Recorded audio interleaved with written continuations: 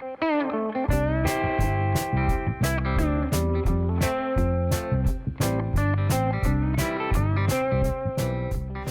decided to come up and have a look at the Carnarvon National Park.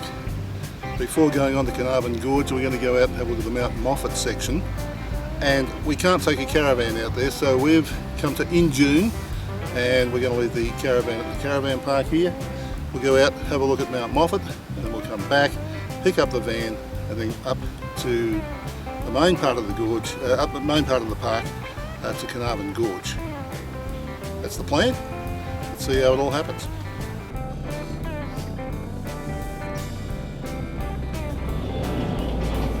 This road's pretty narrow, and for those trucks, we just have one with a whole heap of logs on. Not taking any chances, we're just pulling off and sitting on the side of the road and let them go through. With the Great Dividing Range, we're heading out towards this lot out here, which is, we're going to Mount Moffat, and it swings right around the range. And where we're going is about 109k from Injune, so I think we'll be well past this lot by the time we get there. Something to be aware of here is that you're travelling through station country, so you've got to sort of keep an eye open for cattle, which are probably wandering onto the road or near the road, grazing near the road.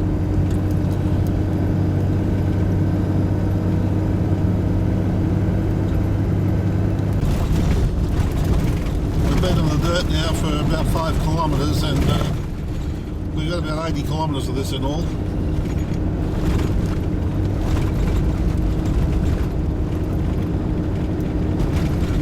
So far not too bad.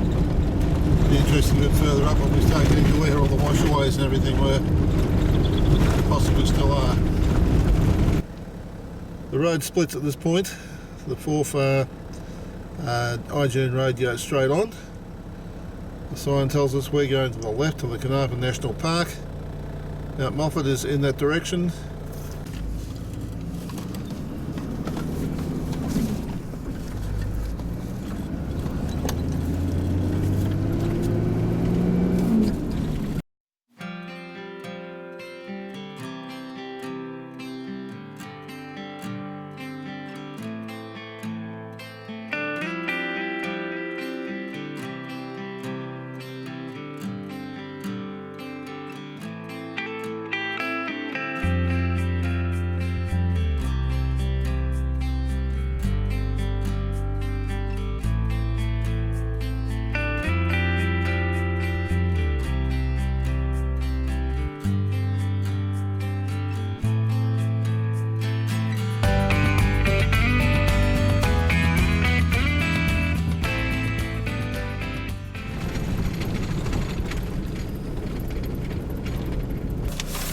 So we're 141.3 kilometres from Injune, and we're about to go through the gate that enters the Carnarvon National Park.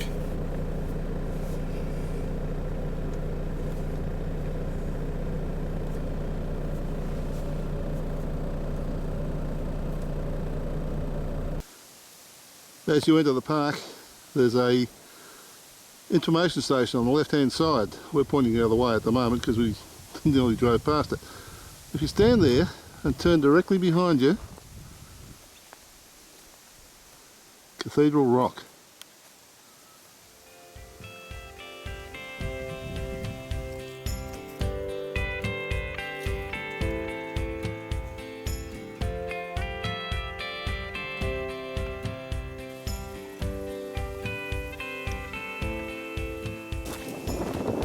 This is a walking track from the car park. We're heading towards a thing called the Looking Glass.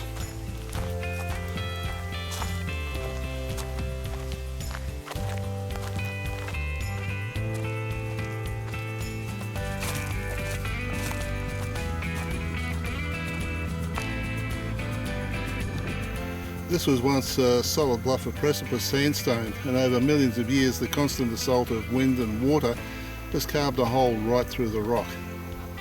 And what you're looking at is the Looking Glass. These are the chimneys. So how did the chimneys form? Water and wind have eroded both sides of vertical fractures in the narrow end of a large sandstone bluff, and over time the fractures were widened, forming three isolated pillars of stone. On top of the chimneys, a layer of hardened rock forms a cap, slowing the erosion and protecting them from collapse. The chimneys are part of a bluff of precipice sandstone and a rock created from sand deposited on vast river plains during the Jurassic period about 190 million years ago.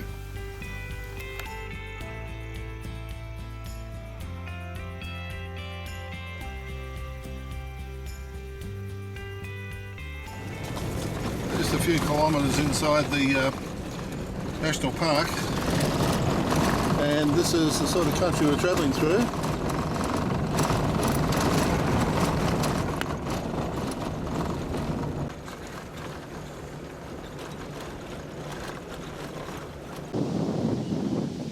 You arrive at the Park Information Centre, just over the road from the centre. There's a heap of houses, and they are the rangers' residences.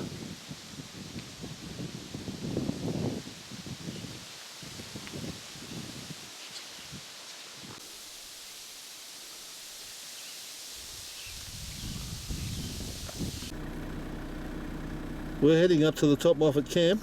As we do, we pass the airstrip. There it is.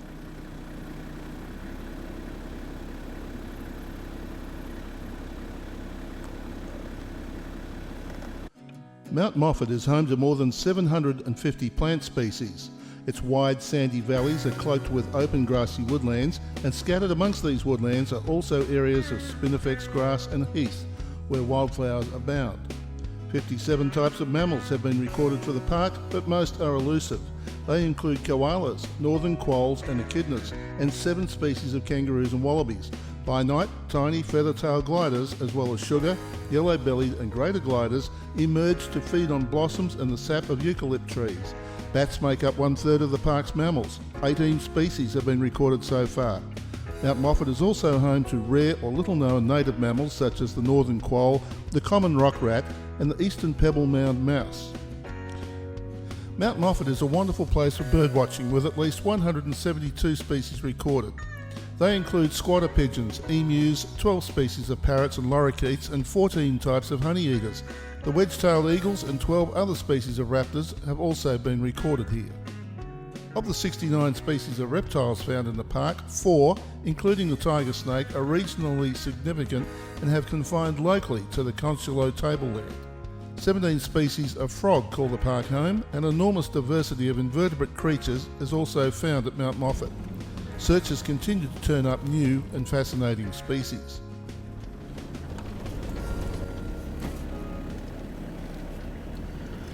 Indeed, that is.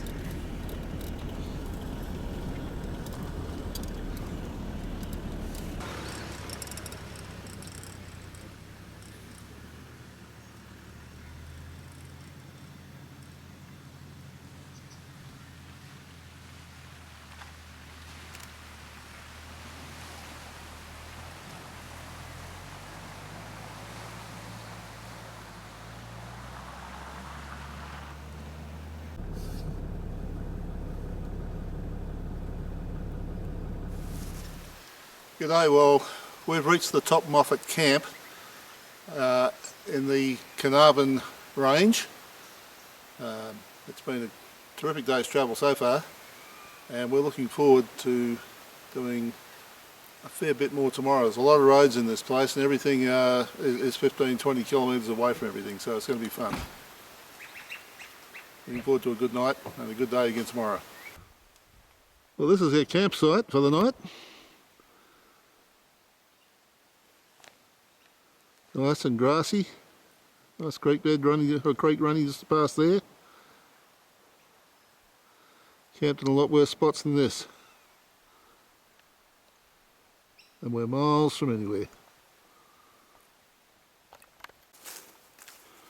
Got the campsite all nicely set up here with light stands, courtesy of Valbon and Manfrotto Photographics. What a brilliant idea. Look at that. Beautiful.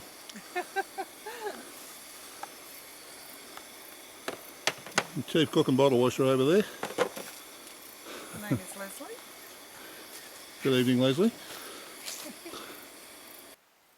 And that, right there, the big peak, is Mount Moffat.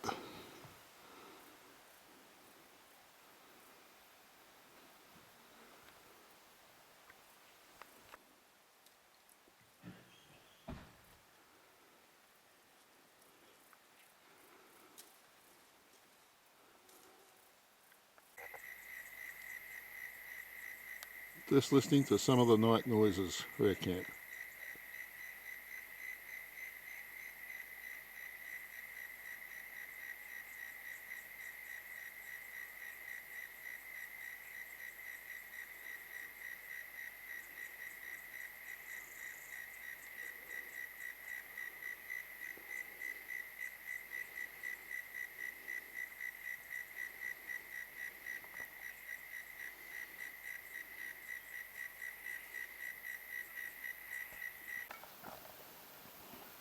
This little creek runs right beside our campsite.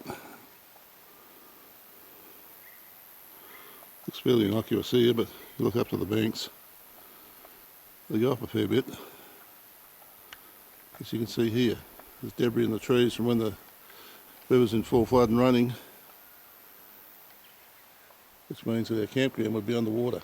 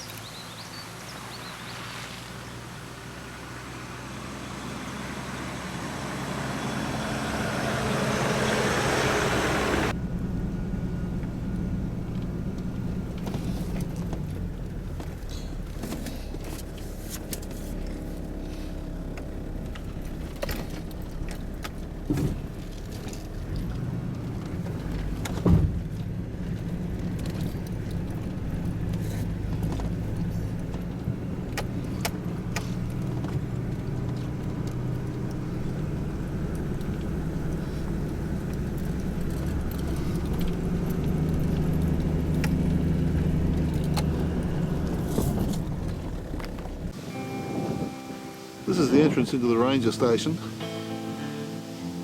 here in the Mount Moffat section of the Carnarvon National Park. And there's all these old cattle yards, stockyards, been here forever. The first known European visitor to Mount Moffat area was explorer Thomas Mitchell. In June 1846, Mitchell spoke highly of the area, writing of excellent open forest land and scenery that was park-like and most inviting. Settlers soon arrived, guided by one of Mitchell's sketch maps. The earliest recorded cattle run was an area called Valentina, about 1859. This formed part of what is now Warrong Station on Mount Moffat's southern boundary.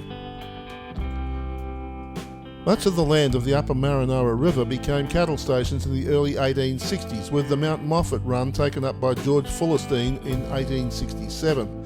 The Waldron family took up Mount Moffat Station in 1939, operating the area as a cattle station for many years.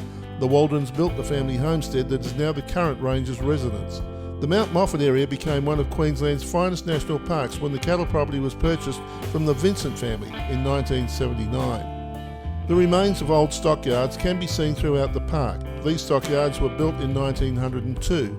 Over the years, these stockyards have been repaired and rebuilt, but original sections still remain.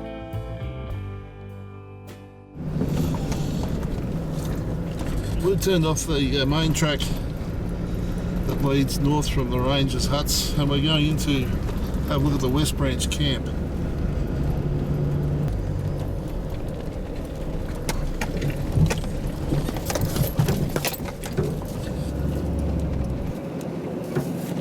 You definitely need a high clearance vehicle to get in here, because what they've done for track management is to build a lot of mounds just before the runoff to the side of the road for the water. Obviously so that the water will run to the mound and then go into the runoff and keep road damage to a minimum. And some of the mounds are fairly sharp, so if you don't have a high clearance vehicle, the chances are that you just might find yourself sitting on top of the wheel spinning on the other side. This track in here is marked on the map that they provide you with as being suitable for cars, but I certainly wouldn't bring a car in here. This is definitely a four-wheel drive track only, to my way of thinking. Unless your car got your car jacked up a fair bit. There's one of those humps just here.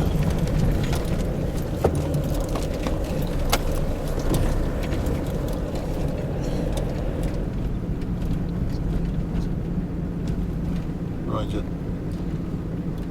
Found a ranger.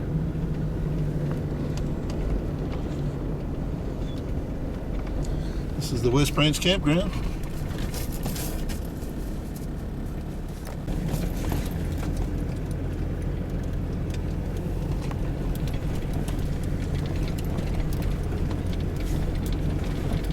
The West Branch site has water available.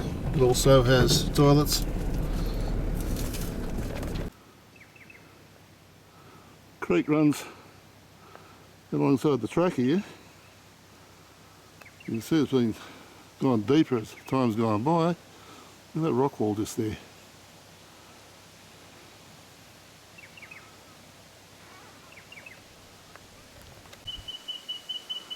This is a nice big accessible campsite.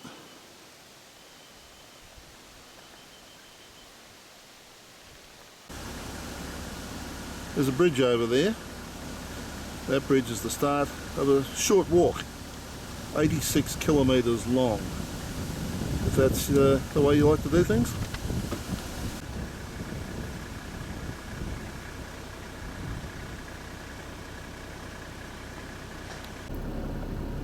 Alright, we've come to a split in the road now. We're going to go up and have a look at the top shelter shed.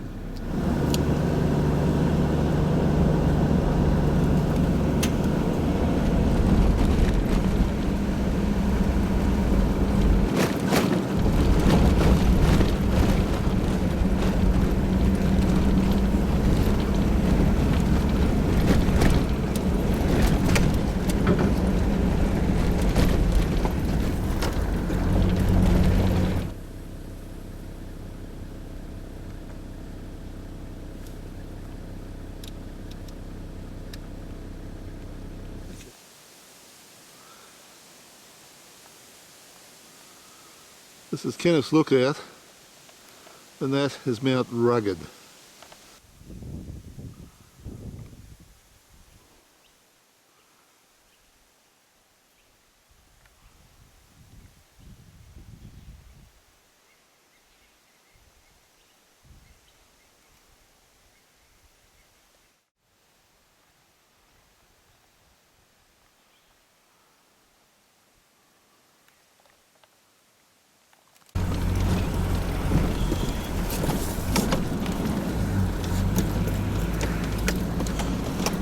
We found a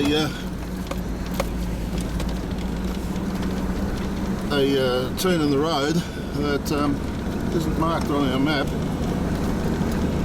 as to, well, we don't think it is. Yes, it is.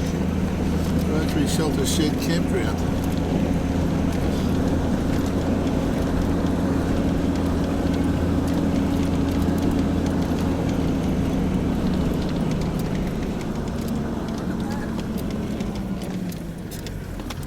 There's a bit of a view for you.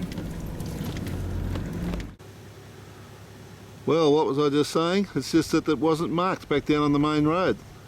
This is the Rotary Shelter Shed lookout and camping ground, and we've still got a little way to go before we get to the top access one.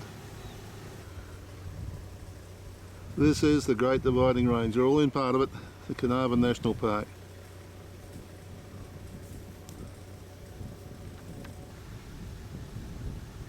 And from where I'm standing looking at that, well, look straight down. It's a bloody long way down.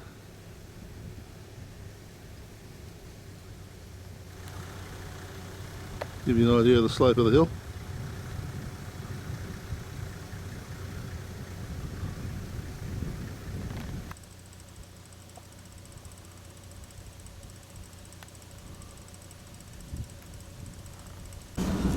We're 1,042 metres above sea level at the current time and still climbing.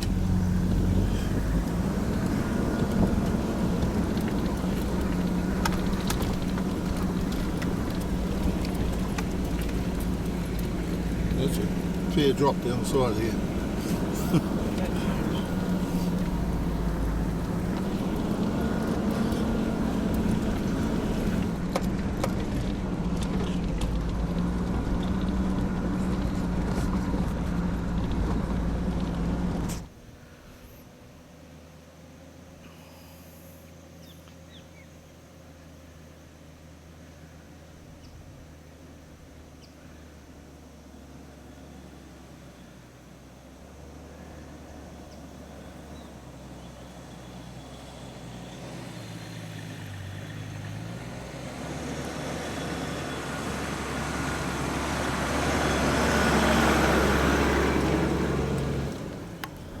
Top shelter shed picnic area, no camping. This is a great place to bring the family for a picnic. Whoa, hairy drive, let me tell you. Very rough road, and huge steep drops on the side. I wasn't going to look over the edge. But we're here.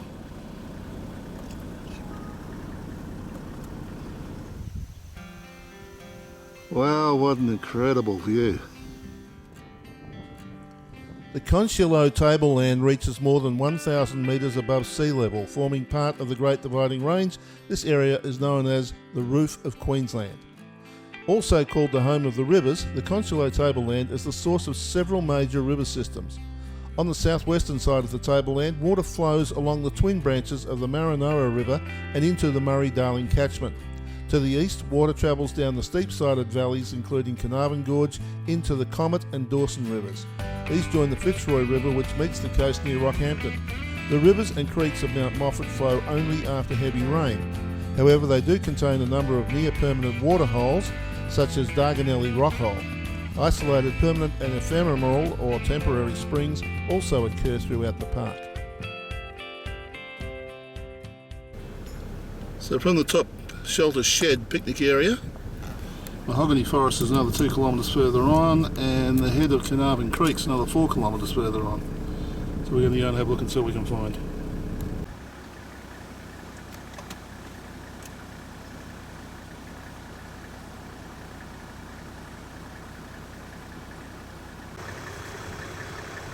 Now this is Peabody Gorge. Doesn't come up terribly well, I don't think, on the video, but it's alright.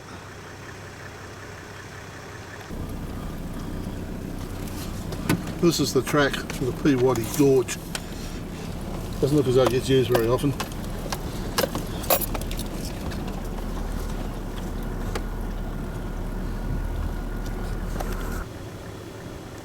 We're on the way back now and taking some, having a look at the scenery as we go back. And we're about to go down there.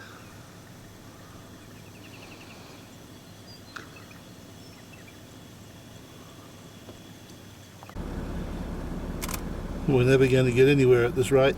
The view just keeps changing and getting better and better.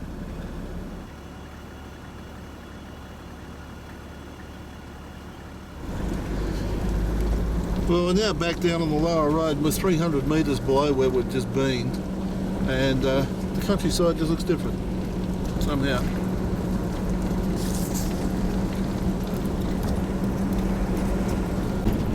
Well, this track doesn't look as though it's been used very often. Doesn't look as though it's been used recently anyway. There's a lot of grass growing up in the centre of the track, and it doesn't appear to be much in the way of wheel marks. And we've just come out of a holiday period, so who knows? This road is very rarely traversed, there's no doubt about that.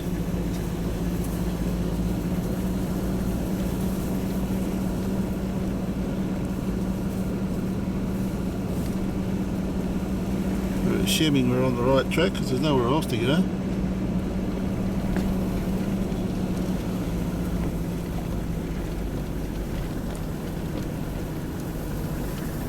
Here we go.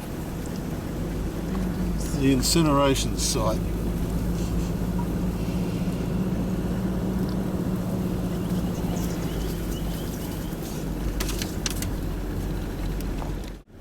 We have reached what is called the incineration site. And we're past the murder site and there was no indication as to where that was. The Kenneth Lookout, according to this, is marked in the wrong place on the map compared to where it's marked on the road. So there's a couple of things here that are leaving us wandering at the moment. Basically, the story goes that James and Patrick Kenneth are believed to have murdered Constable George Doyle and station manager Kristen Deneke at the murder site. The incineration site is where evidence indicated that Doyle's and Deheke's bodies were burnt on a large rock at this site. The Kenneth brothers were infamous horse stealing and cattle dumping brothers around about 1902 at the Lethbridge's Packet, which is just very close to this site. Well, we have followed the road all the way around and we've come to this turnaround. It tells us nothing, but there is a thing on the map called Lethbridge's Pocket, and I'm just wondering whether maybe that's where we are.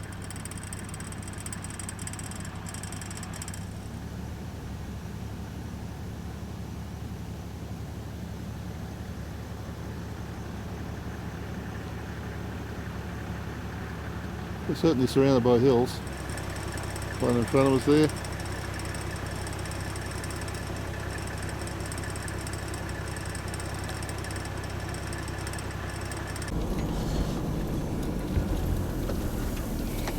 I think it's fair to say that this track hasn't been had a lot of use.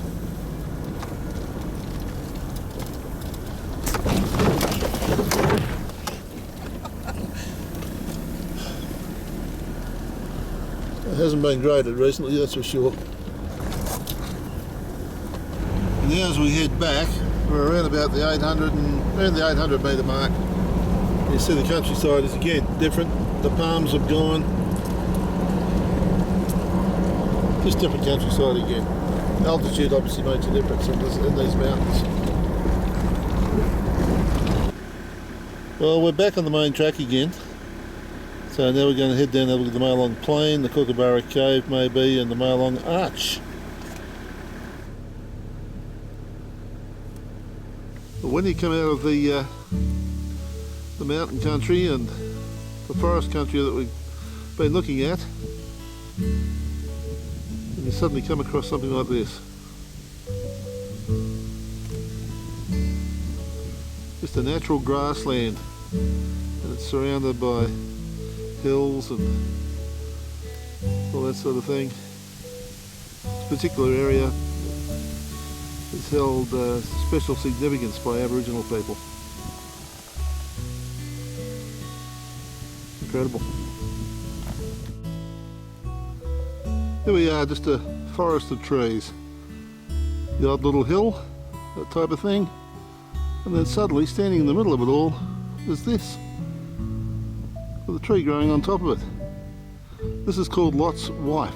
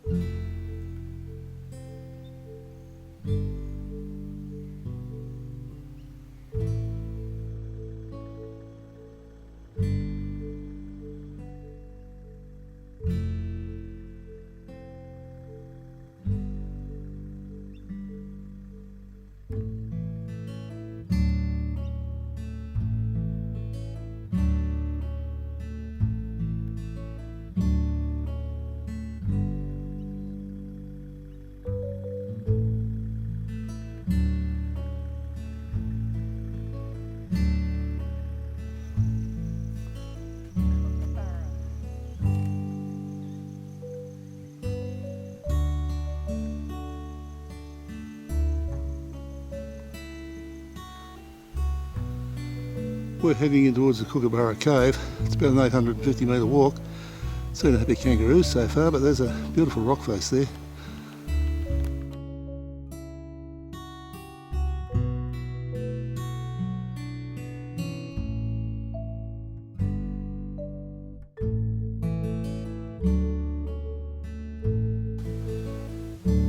And that sort of stuff. Probably to keep the animals and things out. And then a wooden staircase, and then the viewing platform, complete with a seat.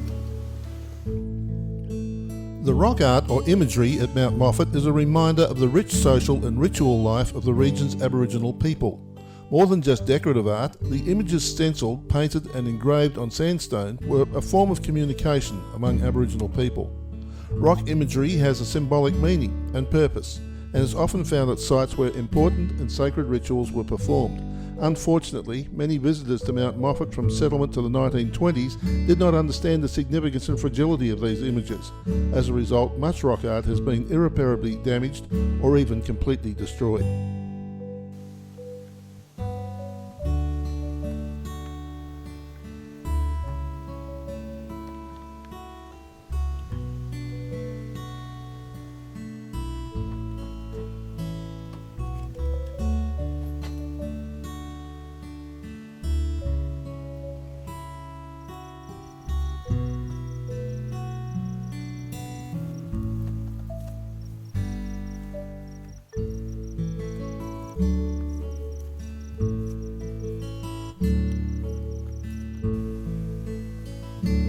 Just above the arch to the right is this rock. It's got a window through it right at the bottom. This is Injune, the base for your Carnarvon experience, it says. Now we've just been out to Mount Moffat National Park, or the Mount Moffat section of the National Park. And we just come back and we left the trailer here in town while we went out there and camped, and we've come back and spent the night here in Injune, and we're now going to head up towards the Carnarvon Gorge section of the park where we can take the caravan, and we'll see what that's all about. I believe it's a totally different experience to what we've seen so far. This is the end of the town of Injune. There's the old Injune cemetery. There's only 9 graves in this particular cemetery. One of them looks like a child's grave. And some of them are fairly recent, 1967 I see from here. But I dare say it's the old cemetery because the new one is obviously located somewhere else. About 65-70k out of Injune, the first truck stop of any sort.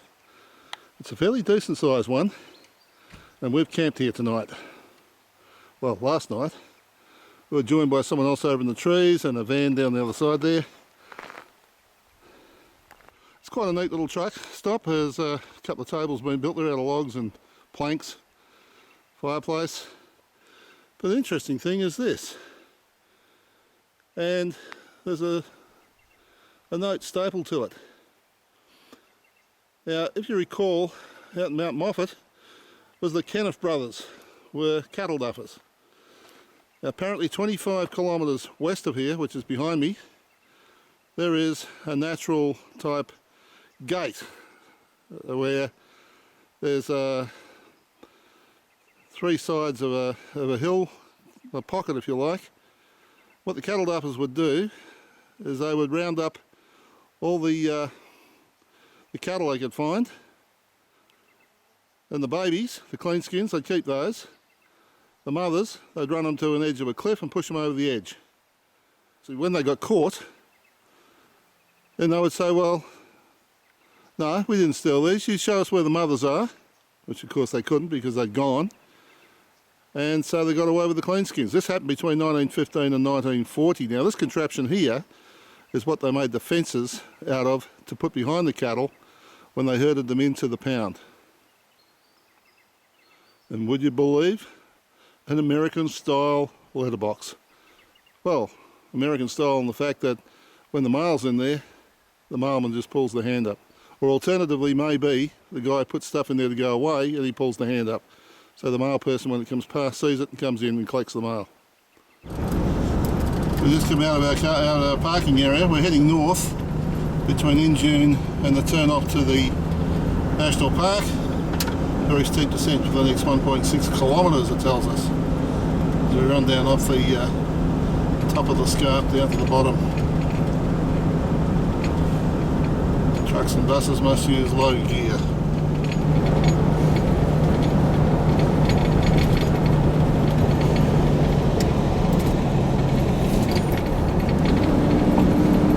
Oh, look at the trees, look at that through there.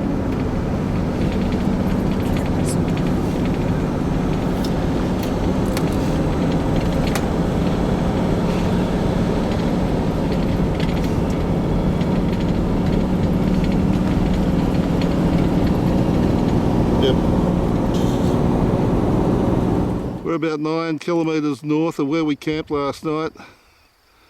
You're driving along and beautiful bluffs and things and nowhere to stop because the roads are so narrow on the edges.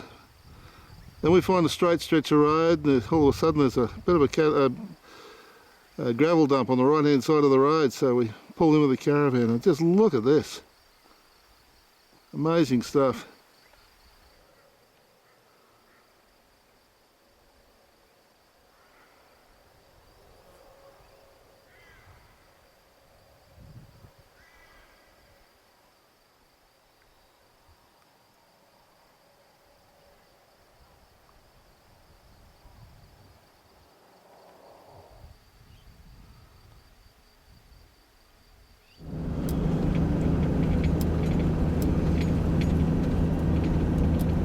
Just as amazing that cattle grazing on the side of the road because this is station country. With a major highway, a major trucking route running through the middle of it. As you can see, there's really no runoff or no parking or anywhere where you can stop in any sort of safety to take photographs.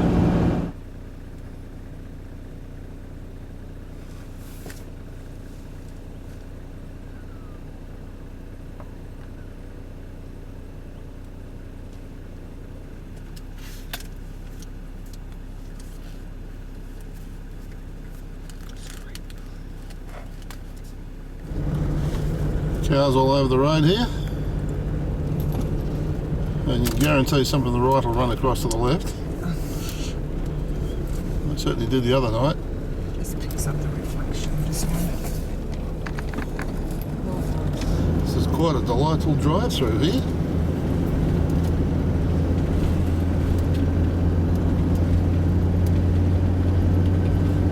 Have a chat with the locals. Here's another one on the right hand side of the road. A couple, not a heap of them.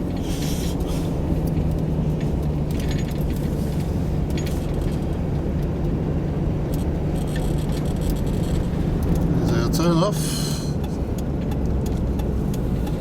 Carnarvon Gorge.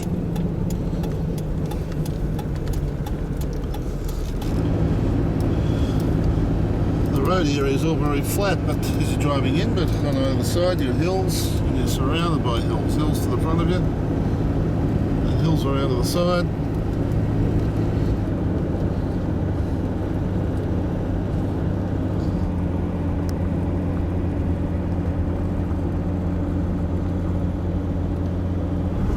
Historical site, 500 metres. Tells us there is water over the road.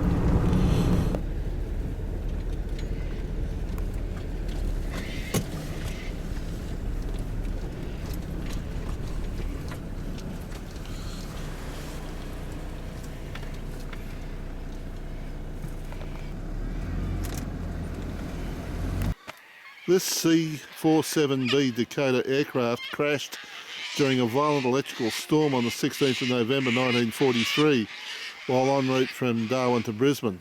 There were no survivors, and this memorial has been set up by members of the Roma Boy Scouts group, Adventurers and Roma and Injune RSLs. And this is on the way into the Carnarvon National Park.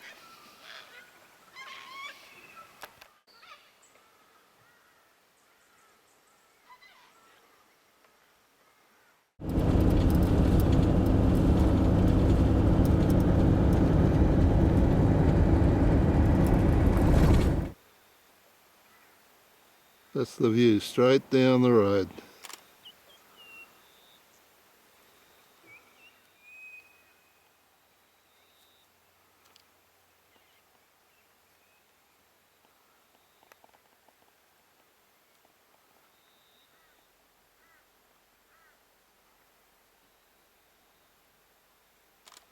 This is Carnarvon Creek down here.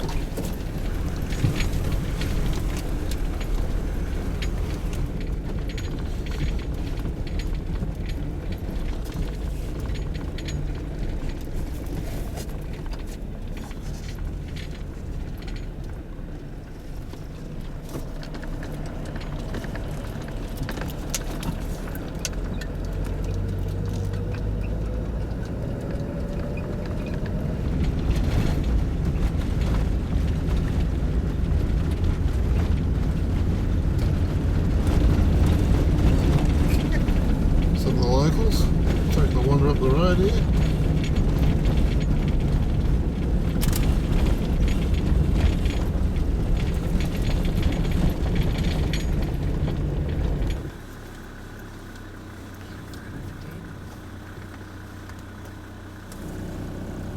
Meanwhile, with all this paddock, we'll just wait for these cows to cross the road.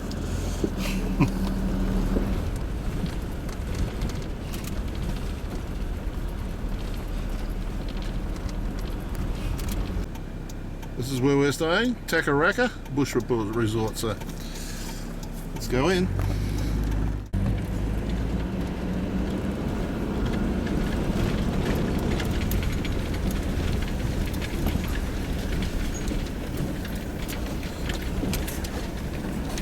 I dare say there'll be a bit of a problem getting in here when the rains are happening, but when the rains happen you can't get into the park anyway.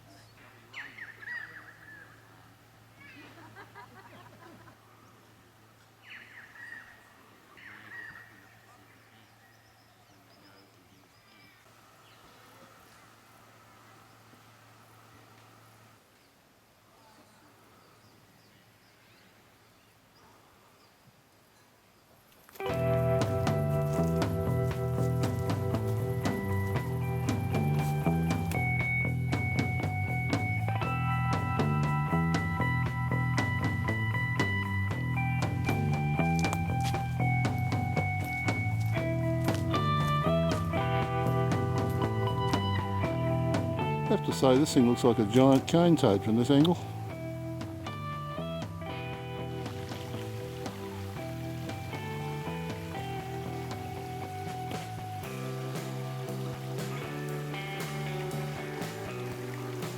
That is a big piece of rock.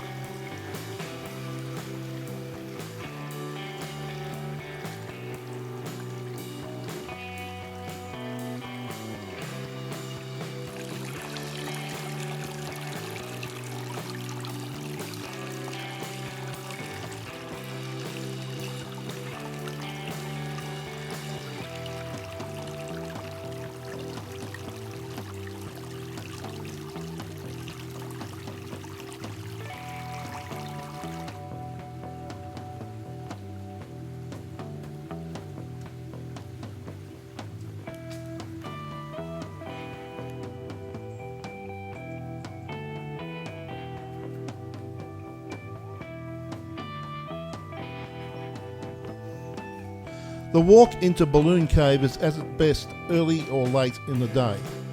The walk-in is marked as a cultural trail and has information panels in relevant places pointing out aspects of Indigenous culture and resource use. The site itself is small but well-preserved rock art site, named after the fine stone axe stencils it contains. For those unable to make it to the art gallery, it may be the only opportunity to encounter the area's stencil art, considered to be the most complex in the world. Balloon Cave is formed by an overhang in the sandstones of Clematis Ridge, which is believed to be the lowest intake bed for the Great Artesian Basin. It is uncertain whether this was a ceremonial site, as little is known about the spiritual significance of the motifs present. Archaeological excavations revealed occupational evidence dating back 500 years, making it the youngest of the dated sites in the gorge.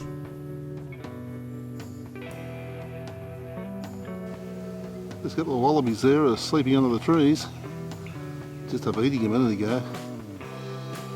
And this little piece of parkland here is where the information centre and the ranger station is for the Carnarvon Gorge National Park.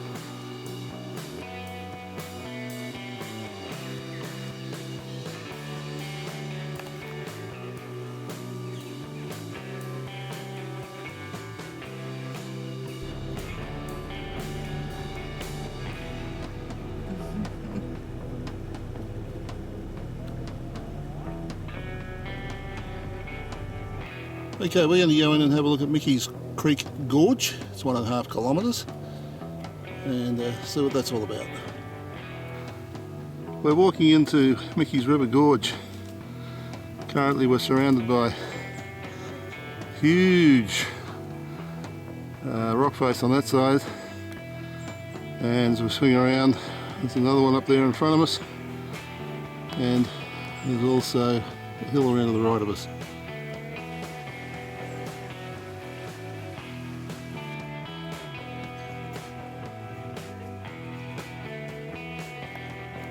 At this point of the walk, there's a sheer rock face that side.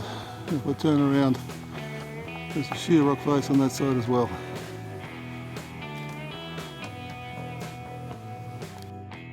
The walking track into Mickey Creek forks about 1 kilometre in, and Warrumbar Gorge turns off to the right. Shortly after the fork, both tracks have park signs informing walkers that the form track ends here. Some visitors have interpreted this as don't go any further. However, the rangers are merely trying to tell you that beyond these points, they conduct no maintenance on the trail whatsoever. You're welcome to proceed further, but you must be more careful of the uneven terrain. Still, the walk goes on. And then, you're there. This is where it finishes. The gorge goes on. If you want to fight your way through that, it's up to you.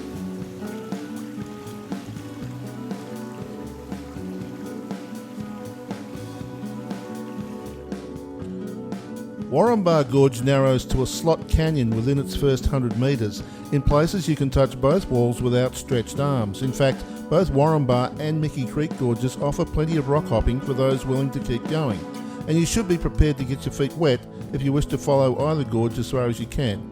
Walking through water is usually the safest way in these places, as most accidents occur when people try and keep their feet dry by scampering up the gorge walls.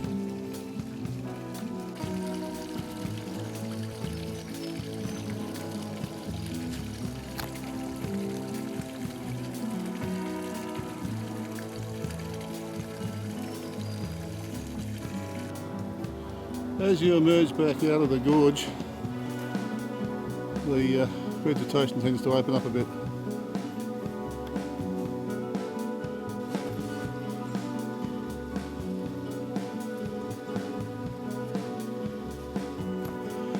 And now as we exit the gorge, we're just back into the standard type timberland.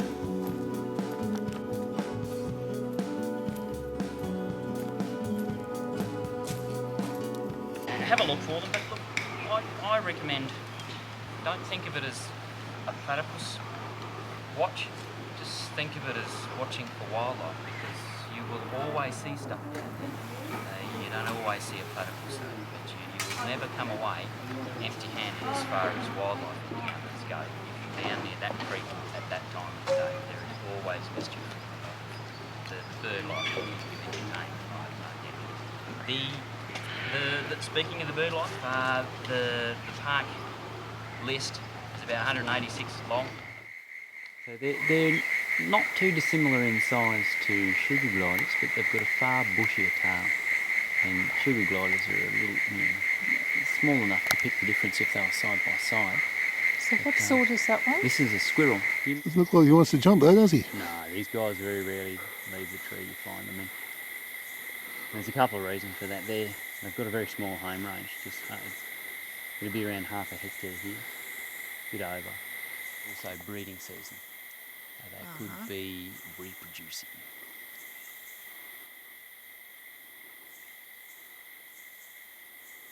Could be getting a bit warm right about now, on the right.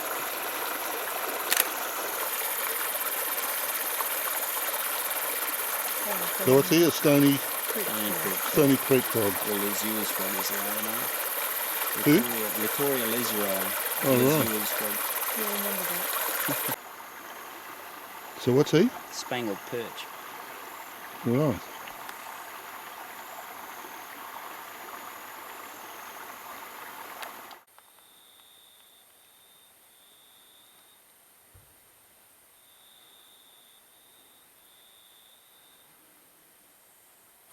Oh my god. They're cute, aren't they? He is so cute. He, she. She says, what are you looking at? It's 6:30 on Tuesday morning and we are about to embark on what we hope by the time we get back will be about a 15-kilometre walk up the gorge.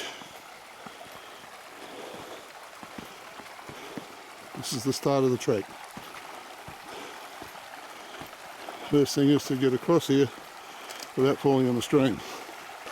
And of course the sun is just starting to rise.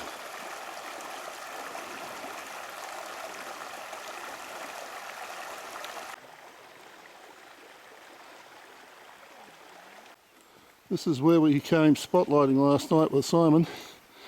And what we were looking at was in trees way up there. It's too slow.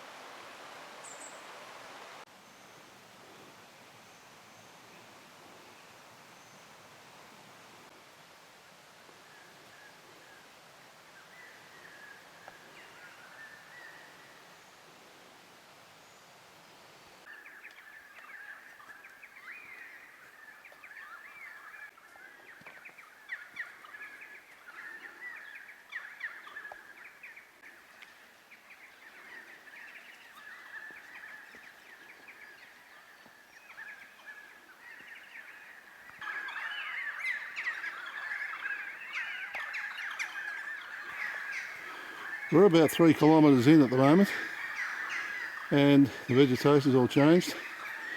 It's starting to get more evidence of this, and apparently this is caused by wild pigs.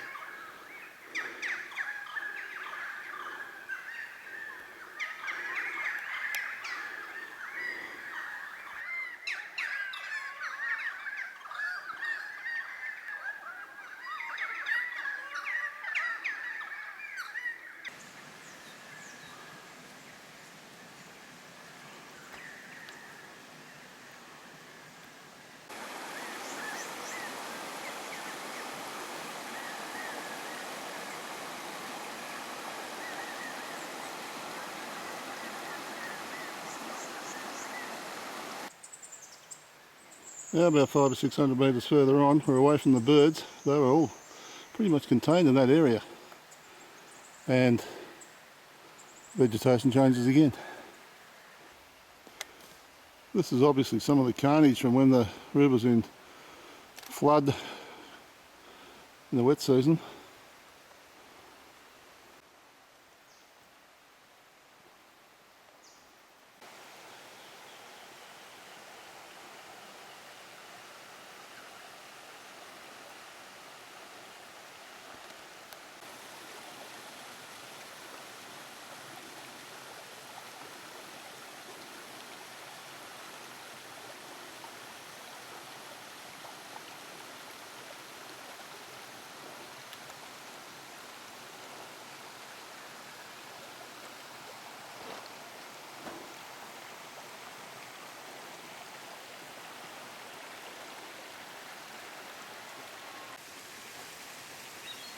And a bit more of the devastation caused by the river in full flood.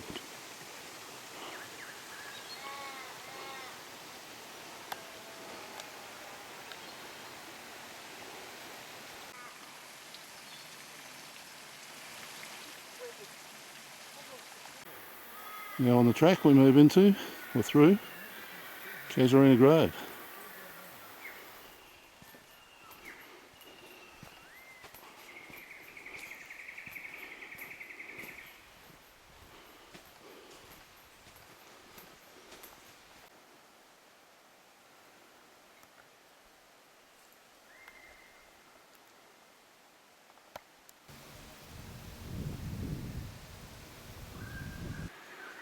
We're just approaching the art gallery. Quite a number of steps coming up. It's about 370 metres off the main track. This is the one in. You climb a little stairway and come through past some rocks, and there's a stool waiting for you, so you've got to take advantage of that and just have a look at the view. This is the track into the art gallery, and we're right alongside that.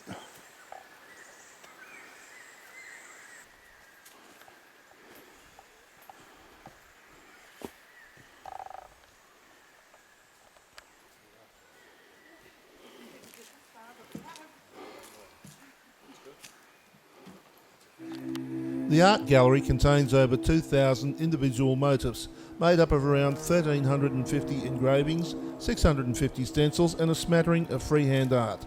Some of the stenciling techniques are considered by researchers to be the most sophisticated in the world, demonstrating adaptations that have only been found in central Queensland and giving Carnarvon Gorge rock art sites international significance. Of all the sites in Carnarvon Gorge, the art gallery requires the most interpretation for the average visitor. Most of us know little about the two cultures believed to be responsible for the creation of the rock art, the Karingabal and the Bajara. Luckily, there are Indigenous rangers and guides to help you understand what you are looking at.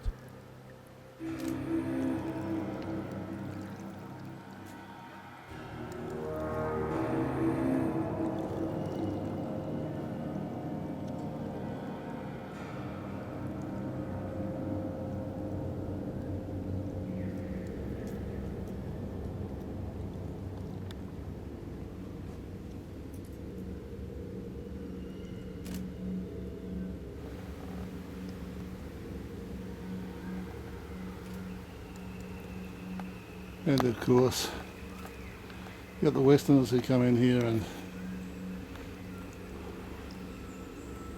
have to have a name up there as well.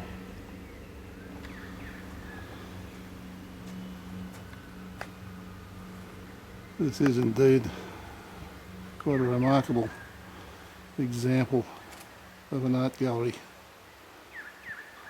certainly the old Aboriginal art gallery.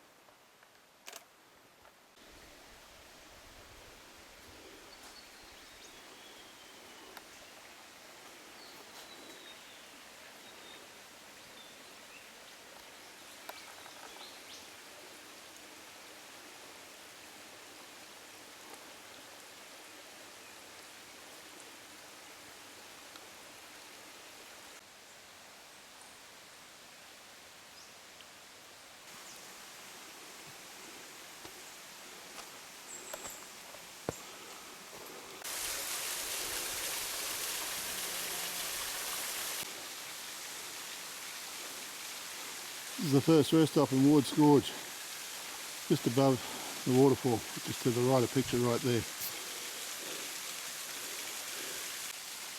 And it keeps going up.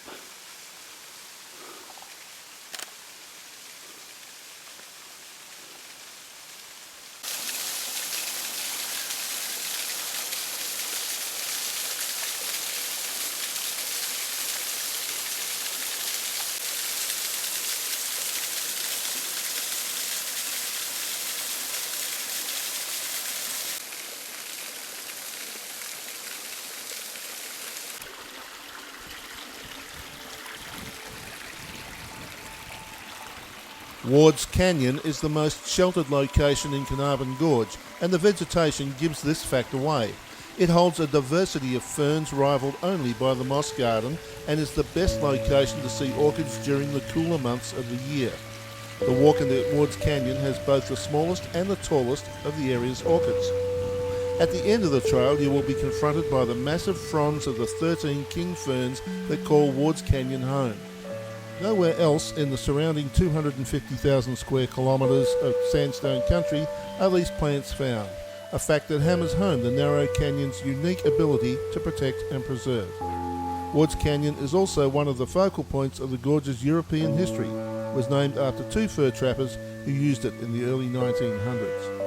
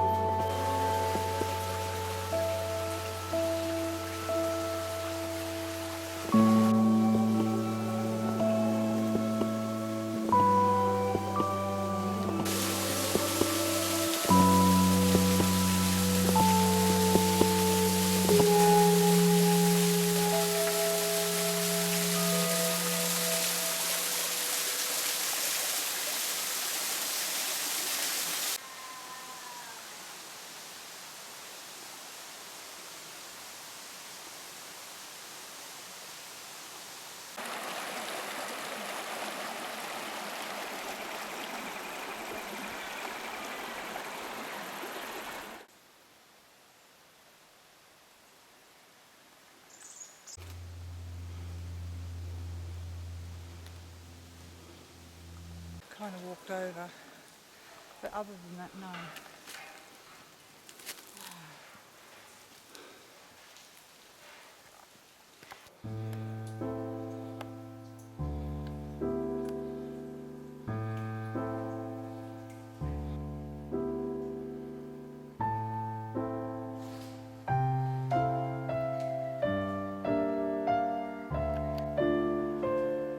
The Amphitheater is one of those places that have to be experienced. Words, photographs and videos simply cannot do the place justice. It is accessed by a narrow, elevated slot canyon and then opens out into a substantial vertical hole in the sandstone. Here, more than anywhere else in the gorge, the geology and how it is eroded to create the surrounding features is on display for all to see. The acoustics at the site are impressive, so if you have the gumption, belt out a tune and experience the acoustics for yourself. Conversely, it's also a great place to have to yourself so that you can appreciate the serenity.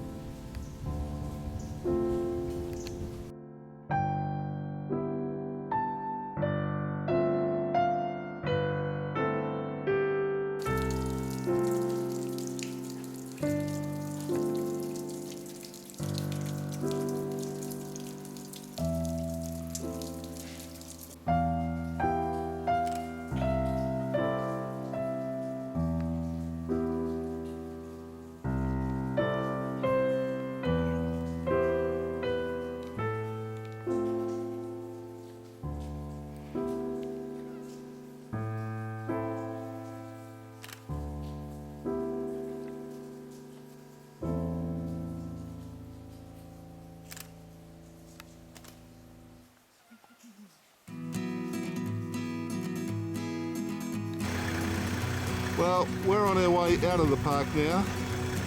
And on the way out you get a different view to when you're going in. And the view is nonetheless spectacular.